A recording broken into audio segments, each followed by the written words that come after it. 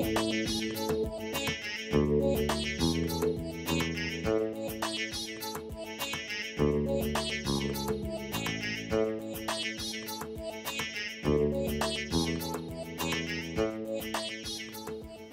everyone, welcome to In the Now with Jessica Lau, where you stay current for all cultural and community related news.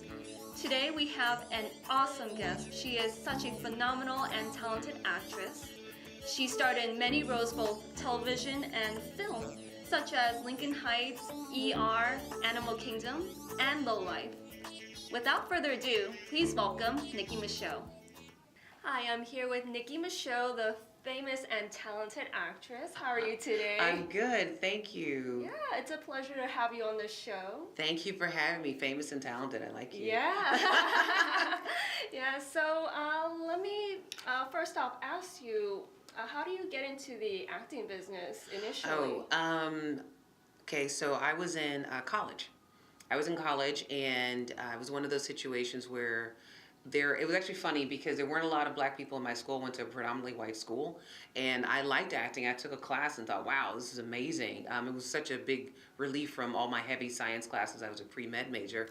But there were only, I think, 500 black students out of 25,000. Oh, wow. So trying to get into theater was interesting because there weren't a lot of roles for people of color. And so, but they were really gracious, and I got to audition for things, and I ended up being cast in the lead in a lot of things. But it set up my whole mind of just really going for, not worrying about, if there was a role for me. Like I played lead in Come Back to the Five and Dime, Jimmy Dean. I think I played Cher's role. So when I moved to LA, and it was just like, oh, there's still no roles, but that was sort of how I came into the whole thing of acting. And so it's just been, I never looked back. Once I got on stage and did my first monologue. Wow, that is so inspirational. Yeah. So you just really pushed for, yes, the leading roles, no matter the circumstances, right? Well, I just, it's funny, like when I was in high school, I was in the chorus for something or other. And, I just kind of wanted to be up front, and so I did. I always did want to play leading roles as much as I could, and I tried really hard. And luckily, luckily I've been able to do a lot of great parts. And so, getting into Hollywood, you've been playing a lot of leading roles, such as LowLife. Yes. And could you tell me a little bit about that? How's your experience? LowLife was it's crazy. It's a crazy movie. It's got 5 different genres, and it was interesting because a lot of times I'll play very strong women or independent women, but this woman was a woman who's really pretty much broken down, by life, and it was wonderful to try to capture that other side of me, that you don't show anyone the side that's at home and nervous and insecure. So, like, how'd you play that role? I'm like, it was not that hard. Yeah. But that was really fun because we all have struggles in life, and so but this was a fun movie to do because it had action, it had like crazy amount of blood, and I got to run around with a shotgun. Wow. And that's always fun. That's crazy fun, yeah. Yes, it is fun. It's definitely fun. Yeah, so you really get into character. Oh yeah, that's the whole reason why I do it is the character. I treat every character like I don't know, it's like kind of like journalism or discovery, like because I really like people, and I really like all the different aspects of people. So I want to dig in and like what makes this person tick. I guess I'm sort of like an amateur psychologist. Like, why are you like this? Yeah, and you're a natural at it. Well, thank you. I've seen the clips, and whoa, you got really into character, and I really admire that. Thank you. Yes. Thank you. I'm just escaping my life. Oh yeah, that's what it's there for. Yeah. Yeah. So out of all the many roles that you play, which one do you relate to the most? Oh, which one do I relate to the most? It would have to be Jen Sutton on Lincoln Heights. Oh. Yes, because she was a woman from the suburbs, married a man she loved, and went off to live, kind of their own American dream. And Jen was very much like myself, because the show was about him moving them back into the hood. And of course, I grew up in the suburbs. I went to a white college, and then I came out here. So the whole idea of this fish out of water, and trying to, do something for the community at the same time, that community was not as safe as it could be. But that's why we were there. But so I completely identified with her challenge of wanting to be a part of the solution, but still wanting to do what was best for her children. Mm-hmm. So I love that. I love that role, and I also love that. It was a great example of what a good marriage and a good family could be. So it was really wonderful to get the opportunity to play that. Yeah, that's amazing to hear that you're pretty much a part of that character. Oh, yeah. So. No, there wasn't honestly, there wasn't a lot of acting. It was me. For Jen, a lot of it was just me. Oh my goodness, mm-hmm. Yeah. And I liked, and the kids, and then working with Russell, who played my husband, sometimes you walk into situations with actors where there's a click and it just feels right. Like we haven't done the show for, my God, about 8 years. But anytime I see the actors who played my kids, I'm still like, oh my God. There's a part of me that just loves them so much. And Russell became one of my best friends, and it was just an amazing experience. Yeah, and sounds like it. So you're pretty much close with them. They became a part of your family. Kind of like family, yes. Yeah. Yes. Second family. Yes. So with that, so you played many roles, and a lot of people of the African American demographic sees this. How do you think you playing those kind of roles would impact their community? Well, I think it's a couple of things. One, I think for anyone who's from a broken home, a divorced home, I think it's great to have a positive example out there of what love can look like, whether you're black, white, or whatever. I think that is just a really great positive thing to see.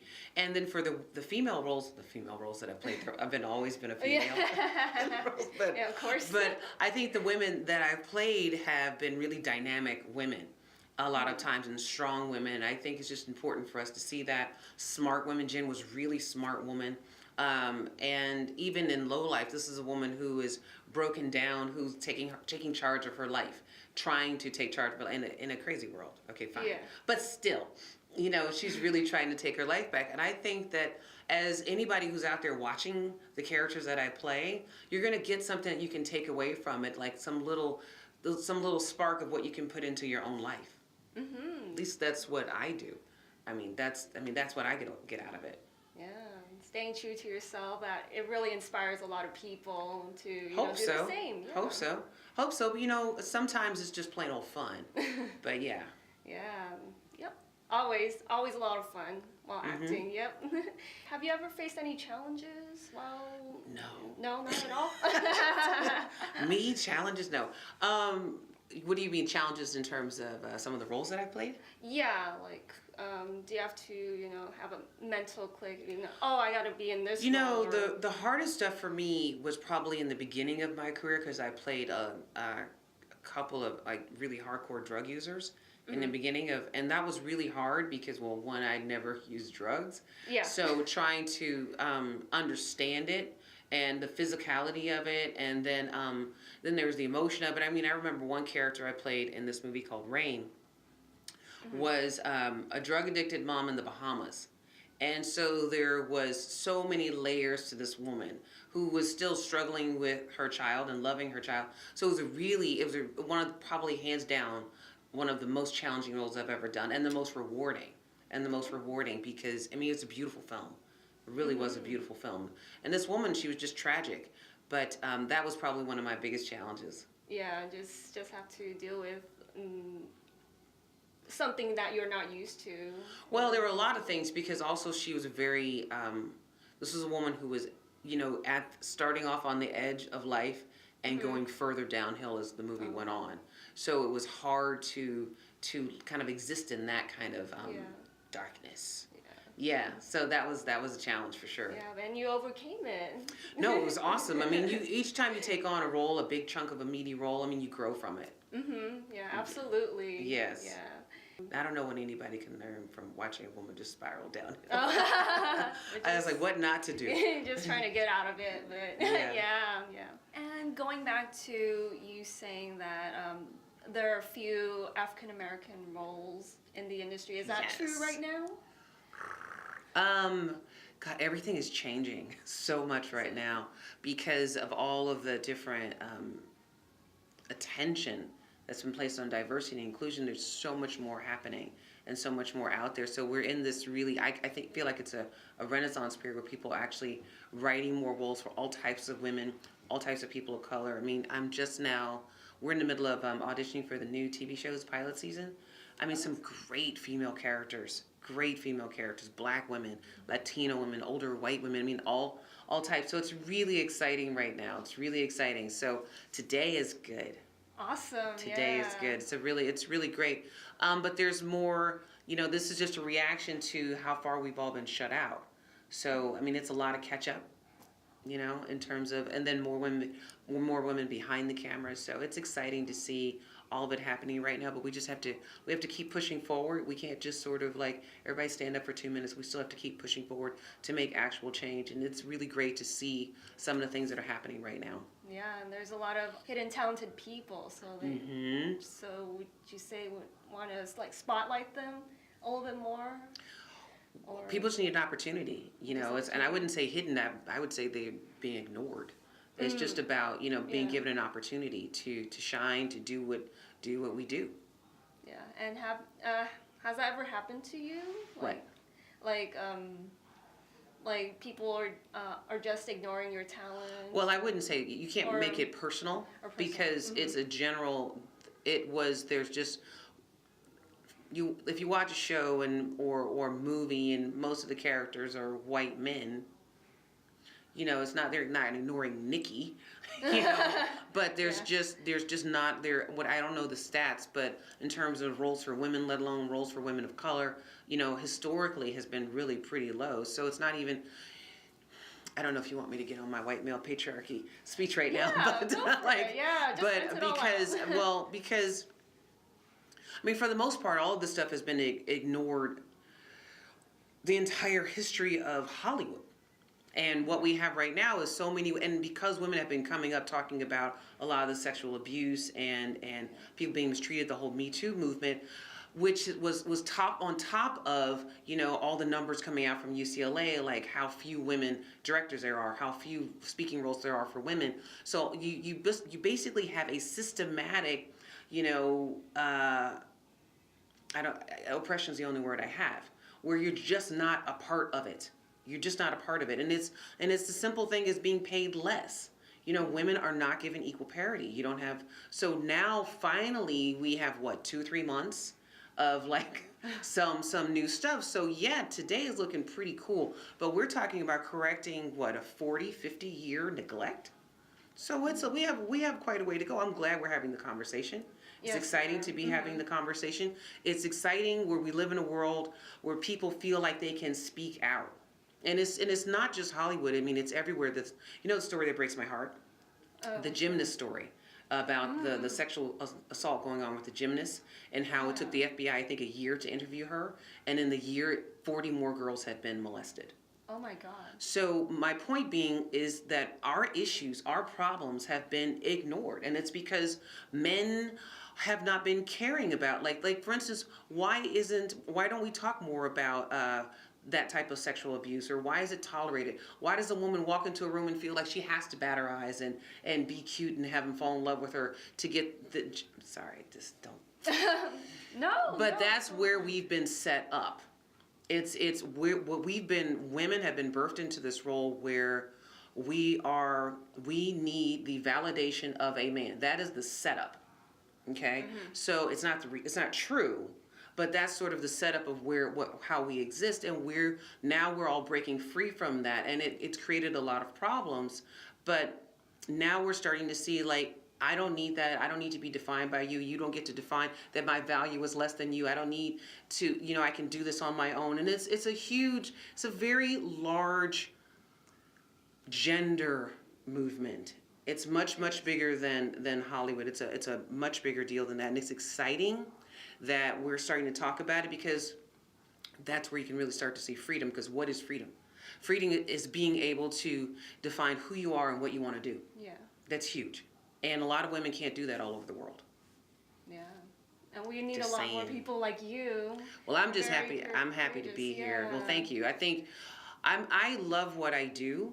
Luckily, I found something that I really like and that I'm really passionate about and pays the bills. Yeah, yeah. Yay. That's the dream. That is the dream. It's Yeah. huge. It's huge. To be able to love what you do is just such a blessing. Mm-hmm. And you can't underestimate that. But and I think if anything can be inspiring about my journey is that I've come from all sorts of bad trouble past like so many other people. And in spite of that, or even because of that, I've kept pushing forward to define my life for myself and now for my children. And that's a really, it's an amazing thing to be able to do. And so I only hope that people can see that and know that they can do it too, because I think we all have that in us. God put all of that in us, that ability. That's why that whole thing of free will, So thank you. So I like to talk. I'm from the South. Yeah. I don't know if I mentioned that. So it's exciting what's happening right now. I mean, the sky's the limit. Yeah, I like that perspective. Yeah, very good. It's a very good perspective we have on the society as a whole, and it's really important for especially us women to push forward. Well, it's so interesting because agenda. so much of the stuff is coming out about sexual assault, and people are like, oh, I just didn't know all this was happening, and I'm like, okay, you've been asleep. Yeah. I mean, it's the same thing with police brutality. The cameras came out, and you see these young and old black people being murdered on the streets, and people are shocked. And I'm like, I grew up in the South. I mean, this has been happening. So, but it's something about all of it coming into light that we get an opportunity, and this is even the beauty of a Trump presidency and all the ugly stuff that we now get to see. Because once we can see it, hopefully we can deal with it and begin to make change and move forward. Yeah, so it's just that exposure. You have to bring it out into the light. Yeah. You can't change anything that you're not admitting exists. Mm-hmm. All right, so what cultural impact do you want to see happening in the future, and what advice would you give to the younger generations who are going through that? Okay, that's a good question. I think the cultural impact that I would like to be a part of, that I'd like to see happen is, it would be great if we really could be more of a colorblind society where people really are just judged by their character and not have the burden, not their skin color is not a burden to them. Right. And that would be, I think that the way you achieve that is by showing people of color in all types of roles and all types of stories. I think one of the beautiful things about Black Panther is, the whole cast, like most of the cast is black. And the beautiful thing about Lincoln Heights was like our whole show was black. That you get to see a full spectrum, that you're not just one piece of a thing. And the same thing goes for gender, being a woman, or even the gay community, that you get to be a full person, that you're not sort of relegated into these stereotypical things. Yes. So that the impact it can have on culture is that, we're seeing each other more equally and not so much seeing each other from a point of view of judgment or fear, even. And I think that for young people who want to use entertainment business to have an impact, you've got your phone and you can start telling stories. You can start telling stories right away. But and that's really easy to do, to upload on YouTube or whatever. You have the opportunity to make an impact right now, today, just by using your voice. So many times we feel like, I don't have enough money, I'm a woman, I'm black, I'm an immigrant. How can I share my story? You have a voice. Your voice, your story is so important. So share it and get it out there, because what we do ripples around the globe. It's not just about what we do here in the United States. So, and also when you do make a story, don't get it twisted. It's bigger than you. It's much bigger than you. We're serving humanity with what we do. God, that sounds so lofty. But I mean, I guess that's why I've dedicated my life to it, because I really believe that we can make it better. That we can be a more equal, more fair, more just society. Because I think that art has changed policy in the past very fast. Yeah, like a renaissance kind of deal. Yeah, that's a fantastic perspective and an advice to, you know, younger generations who are, you know, stuck without any goals. So that I think that would get really some help goals. them. Yeah. Yeah. You know, because I think you have to have a goal, you have to have a vision of what you want to create. And hopefully it's something that you're really passionate about, because whatever field you get into, whatever job you do, you're going to be doing it takes up most of your time, most of your life. So you want it to be something that really gets you excited. Yeah, absolutely. Yeah, I totally agree with that. Yeah. Do you have any upcoming projects that you want to share with us? Yes. Anything exciting? Yes. I've been recurring on the TV show Colony on USA. So it's coming back for season 3. And we're super excited about LowLife, which is going to be in the theaters this spring. So you get a chance to see the most awesome movie. It's a really great popcorn movie. It's really fun. Oh, yeah. I'll definitely see that. Good. You like blood? Yes. I'm just teasing. I know. I'm just teasing. You can always just close your eyes. That's what I do. Yeah, it's like, oh no. You know, the parts that are really intense. Yeah. Yes. It's fun though. It's really fun. I actually had never done anything that was in that kind of horror vein before. And I had this whole scene where I get covered in blood and they wrap you up in plastic. It was so gross. Oh. But it was really fun. Yeah. I'm glad to hear that. Yeah. Yes, you it was really fun. like that role. You know, so. Great movie. Awesome. Okay, so we're going to wrap up the interview. Thank you so much for being here today. Thank you. Absolutely. And where can people follow you on social media? Oh, I'm on Facebook and Instagram and Twitter at Nicki Micheaux. Okay, fantastic. Yeah. Thank you so much. Thank you. Thank you so much, everyone, for staying present and tuning into this show. If you want to get a more exclusive look to my interview as well as other amazing shows, you can please go ahead and subscribe to readtnmad.com. And if you subscribe to us and want to use my promo code, which is Jessica16, you get 30% off all your subscriptions. Again, thank you so much for stopping by. We'll see you next time on In the Now with Jessica Lau.